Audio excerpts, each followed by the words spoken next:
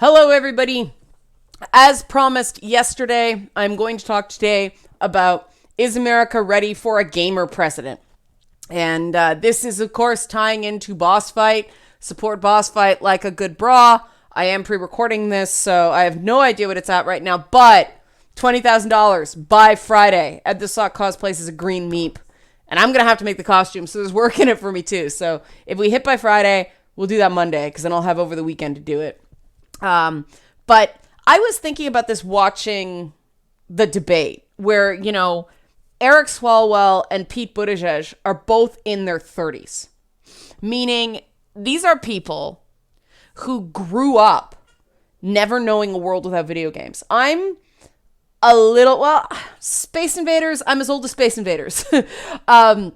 So me and gaming kind of came into the world. Yes, there were text adventures and things like that before that. Pong pre-existed that, but arcades really got going with Space Invaders and the proliferation, Asteroids and Pac-Man and all those killer apps ensued. But these guys have never known a world where video games weren't normalized to some extent. And the more I got to thinking about it, the more I realized what a paradigm shift this is going to be. And because guys like Biden, guys like Trump, Hillary Clinton, they're old. They were, and I mean older than gaming, like double than gaming. And that matters because just like the old sci-fi nerds of, the 70s and 80s looked down on anime because that became the nerd of the next generation. And then video games kind of became the nerd after anime. And you saw the shift in conventions. These anime conventions popped up out of nowhere. And then the cosplay eventually became more video game stuff than straight up anime at these anime cons. And so these guys in their 30s, they may not play video games all the time, but I guarantee you they played video games. People from the military played video games. I'm sure Buttigieg has played video games at some point. Swalwell, maybe not. He's a little stiff, but I bet he has. And this is really important because unlike, the Tipper Gore generation, people who grew up with video games are not going to be as easily led around by the pandering of games cause sexism, games kind of sort of don't cause violence, but do they kind of nonsense, right? And Trudeau up here stumbled on that a little because they lumped video games in with other media about sexism in these medias. But you notice he never mentioned that again. He had that one thing, and then it's just... And when a politician does not repeat something, that's because they realize this didn't play well. I actually brought that up on I went to a constituency meeting, and the MP in that area was liberal at the time, and I told her that was a mistake because you're driving people away. Don't mock their fun. And that's why it's important to get involved and go in there and say these things, because they do go back. And, the people who were responsible for that messaging in the Liberal Party are now gone. So I suspect it will not be the same now. I didn't even believe that was totally sincere on Trudeau's part either. He's young enough to have played Super Mario as a kid. He's played video games. The guy, his whole family dressed up like Star Wars, like Hoth, like Han Solo on Hoth. Characters one Halloween. Dude has played video games. And the younger our politicians get, the more they're going to get it, and the less cool it's going to be to use gaming as this whipping boy. And Biden was directly involved in some of those video game hearings. It's like, if you'd given it a couple more election cycles and he tried to run, that kind of stuff would be seen as silly as some of the stuff that's hitting him upside the head now that everybody said was going to hit him upside the head, and he ran anyway. But if somebody younger gets in, and it may not be this time, but somebody could get in as VP. May not be this time, but in 8 years, the people who are 35, 37 now are going to be 45, 50, in 8 years. I added 2 years there, but you know what I mean. They're going to be in their mid-40s, 50s, less seem like a pisher in presidential politics. But there's also going to be people who grew up with video games in Congress. And there's going to be people who grew up with video games in the Senate. And they're not all going to be Alexandria Ocasio-Cortez, which that's a topic for another day, maybe.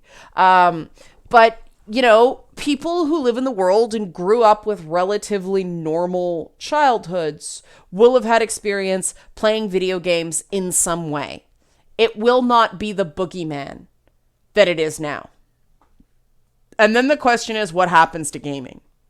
Because that's a sea change, right? That is when we truly stop being a subculture or a counterculture and we just become culture. And I maintain that to an extent that is already happening. People are aware. You see Stephen Colbert making like World of Warcraft jokes and Fortnite jokes. You see references to that stuff. The fact that, Wreck-It Ralph, a major Disney movie, had like, Major Bison and Zangief and stuff like that in the game. Gaming is it's mainstream now. And that is going to change the way gaming is talked about, the way we relate to games. On the one hand, a lot of this ridiculous crap is going to stop because if it is like, nah, man, I played violent video games growing up. I'm fine. I played video games with naked ladies in them growing up. I'm fine. We get it. It won't become the big deal outside of teeny tiny communities that will never be satisfied that it is now. Also, we're going to get the studies back on sexism in video games, and I predict that the same things will happen that did with violence, is there's no impact. I actually predict that there will be a counter effect with sexism because of the choice mechanics in games. The fact that you actually have to think about what you're doing, that you have to actively engage, I wouldn't be surprised if people who didn't hold sexist attitudes going in would actually become more aware of some of these things. And games could encourage empathy in that way, in a way that I think they're kind of afraid to now because, Dragon Age 2 got into such trouble for people basically slut-shaming Isabella. But I was like, no, man, that's real. Like, her way of dealing with that was really interesting to me. I thought it informed her character. Like, oh yeah, in this world, there is still some lingering sexism, even in some members of your party. That's life now. And fine, BioWare wanted their, orcs and elves social utopia where somebody's constantly trying to end the world all the time anyway, to not have that, but I found it interesting. But these younger guys, they are a hope in government, right? Like the fact that there's some younger, I think it's a fairly young guy who's behind the thing to try to get loot boxes tossed. And I know the video game companies are very much like down on that. I know gamers are like, yeah, get rid of loot boxes, which is kind of funny. But that's a guy who sort of gets it. He's not going after gaming on content. He's going after potentially problematic mechanics. And I mean, let's face it, a lot of this is because kids are still managing to run up their parents' credit cards with these in-app transactions, which I don't understand because Nintendo's already got it solved for the Switch. Oh, you have so much in your wallet. When that's spent, no more money until mom or dad puts more money in. Problem solved, right? Like Nintendo's got it figured out. Everyone be like Nintendo so kids can still get that freedom to have a limited number of in-app purchases, but they don't spend $700 on DLC on their parents' credit card. Simple. But no, certain game companies like EA and Activision want you to spend that kind of money because they don't care if you can't pay your cell phone bill that month because your kid ran it up. More on that another day, I'm sure. But the more people grow up understanding gaming and then get into politics, and the more gaming is normalized so they can actually admit, no, I've played these things. Come on, give me a break. The better it's going to be. The more technology is going to integrate with our social lives in that way, the less gaming will be an effective scapegoat to avoid actually solving social problems related to, bigotry and violence. Because you guys know, I think that a medium reflecting these social problems is not the same as a medium causing those social problems. In fact, it's the exact opposite. It didn't start with that. It came from the greater world and is just reflected in the content. But this is going to be a major thing.